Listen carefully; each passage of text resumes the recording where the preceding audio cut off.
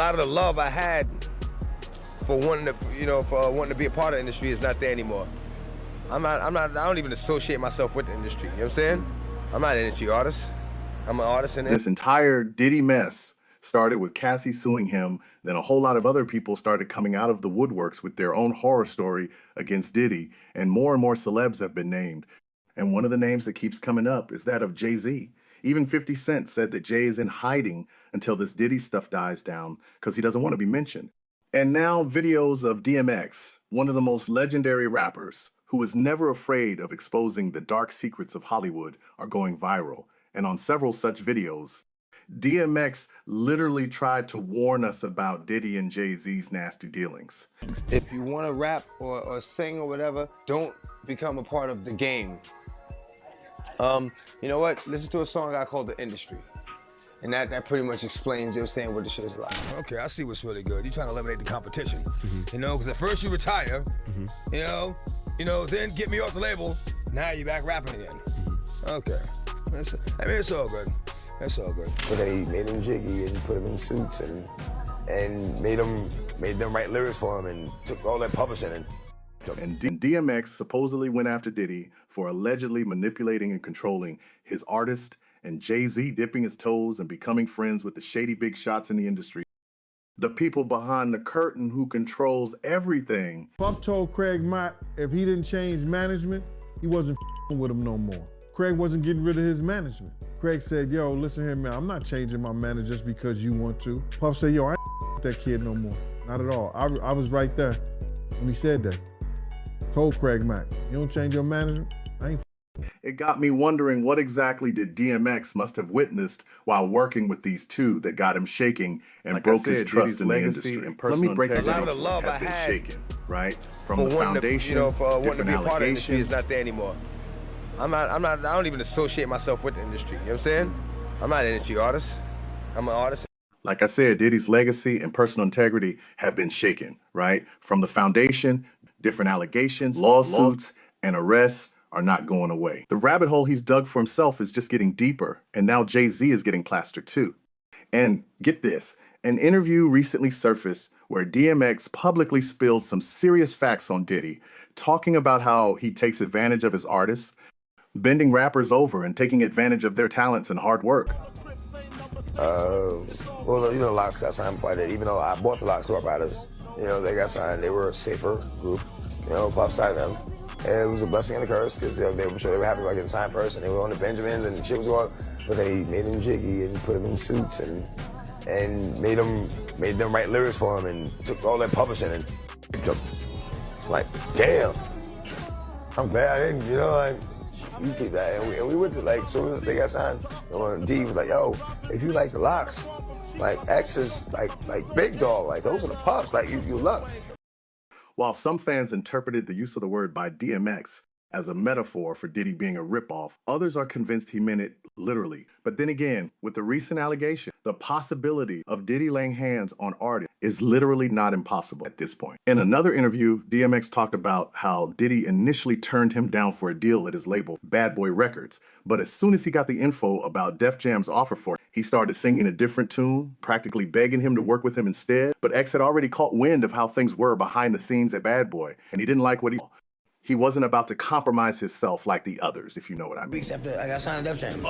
He was like, yo, I'll lace your pockets. I'll double what they gave you and lace your pockets. I'm like, nah, I'm cool. When it comes to Jay-Z and DMX, they've always had an entangled history because they came up around the same time in the late 90s. And while they may have been cool at some point, things got heated up really quickly. Jay did publicly show respect to X after he passed away, but there's this lingering feeling that there's so much more to their history. Broken trust. For one, X allegedly thought Jay was a shady character, the type of person who doesn't want anyone else to outshine him because he's scared of the competition. He even went as far as accusing Jay of becoming Def Jam's president solely to meddle with his 6th album and ruin his career. Of course, Jay-Z never owned up to that move, but what made it weird was that right after X passed away on the 19th of April, 2021, Jay went on LeBron's show, The Shop, where he was asked about DMX's legacy and what he meant to him personally. There, he talked about how he boycotted his first Grammy win for DMX, how much respect he had for him, and how despite maintaining their competitive edge over the years, it was all love. Like what he meant to the culture and maybe meant to you personally. By the way, the first time I boycotted the Grammys was for him. We both came out that year. He didn't get nominated. He dropped 2 albums, had 2 #1 albums in the same year. Right. I remember that. They didn't even nominate him. I won that year for rap album. So my first Grammy win, I wasn't in. I wasn't even in the building because I boycotted him. So there was a competitive thing, but it was big love. He was so competitive with me. I never met a human being more competitive with me, like ever, not even my... But Jay conveniently made it seem like DMX was the one playing the competitive game. Meanwhile, it was the other way around. In 2004, Jay-Z became the president of Def Jam Records. And according to X, that's when everything went downhill. DMX had been the biggest act, the face of Def Jam Records, dropping back 2 #1 albums between 98 and 03, 5 different albums in total. You'd think that level of consistency would earn him some respect in the company, but the moment Jay became president, X claimed Jay tried to throw a wrench in his 6th album, Year of the Dog, meddling with its release. You know, like I said, I had the crazy track record, Def Jam, everything was good.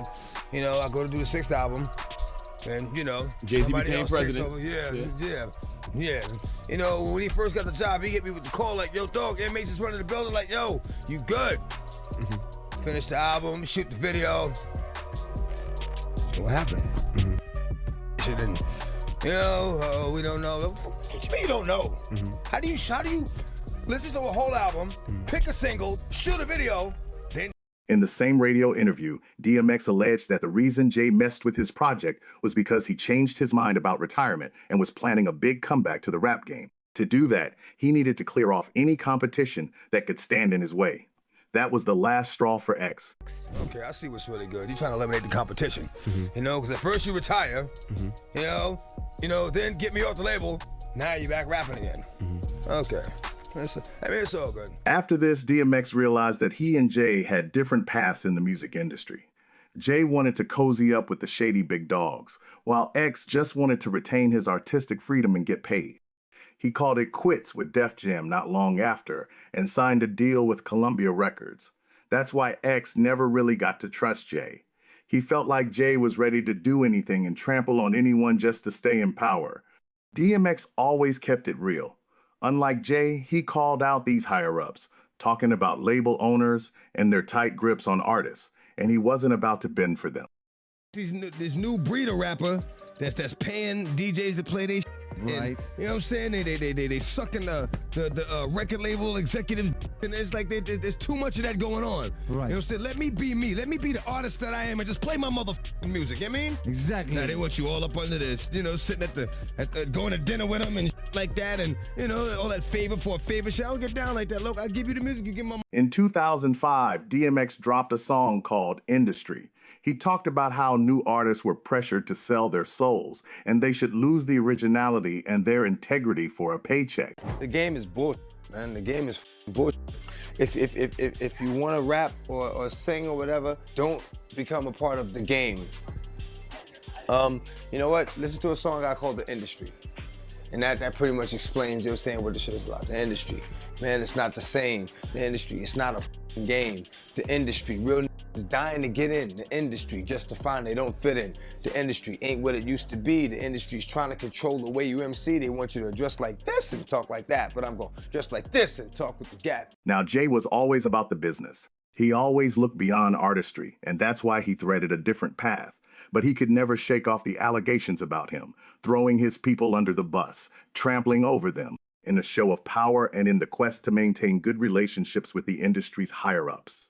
I mean, let's be real. He's also been accused of taking people out. Even his boy Dame Dash, the co-founder of Rockefeller, claimed Jay became someone totally different when he started to cozy up with these top bosses. He even name-dropped Liar, or Leo Cohen, the former Def Jam president and a close buddy of Jay. In his book, Decoded, Jay-Z referred to Cohen as his mentor. This is a man that is so unpopular for various reasons in the music business. Let's take his interview on The Breakfast Club in 2018, for example. He went on raving about the substance use crisis and how he felt sad about DMX's struggle with substances. But when Charlemagne asked him why he keeps signing artists that promote this kind of lifestyle, Leo straight up replied that it's just business. When Dame first called out Jay's betrayal, it felt like he was just fishing. But it all makes sense now. Had a real bad drug problem, DMX. I'm so sad. It's the Perks most and dangerous Molly's thing that's facing our society. So why sign an artist that would promote that? Because I already answered that question. You weren't paying attention. She asked me talent or issues, and I said talent. But I have to. I can't give up on people. But I'm saying that's hypocritical, though. You're saying the it's opioid problem's a problem. opportunistic. Yeah. I got people to feed. I got a business to run. In that same interview, when asked about Dame Dash calling Liar a culture vulture, you'd be surprised at what Leo had to say. He flat out denied ever knowing Dame, despite Charlemagne reminding him that they made a lot of money together. At that moment, Leo can take his foot out of his mouth. Made a lot of money. Come on, Leo. Don't do that to him. I don't know him. I really don't. So, I don't know what. I know you're probably wondering how all this connects to DMX. Well, word on the streets is that Leo Cohen was the one who told Jay to meddle with DMX's 6th album because they didn't see eye to eye. It got even crazier after X's death. Leo had to go further by saying some really disrespectful words about X at his funeral. He couldn't even be bothered to go in person, so he sent a recorded message. DMX was laid to rest on the 25th of April, 2021, and one of the people who profited most from his great talent couldn't even pay their last respects. In the voice recording, he called X a gremlin and said he wasn't surprised by his death. Can you imagine that? These are words coming from Jay-Z's mentor's lips. The race against time was that we all know X is a gremlin and reckless and looking for a wall to crash into. X, if you listen to X, if you see X, his death is no surprise. If you listen to and you watched who and what X was.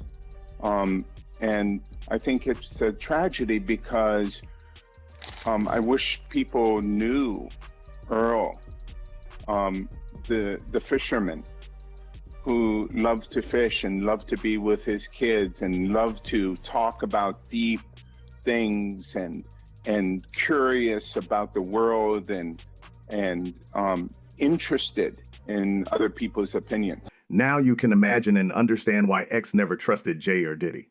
When DMX was telling us about how filthy the industry was and how these stars are not who they claim to be, we should have listened more attentively. Fans are saying that it is only a matter of time before more skeletons fall out of the closet of all these people. X kept it 100, kept it real, and held it down. Rest in peace, boss. So what's your take on all of this drama, though? Share your thoughts in the comments. Like and subscribe to the channel so you can get the scope before it's released publicly, among other benefits. Turn on your notifications bell because there's so much more to come, so you don't want to miss out. Stay tuned for the deep dive.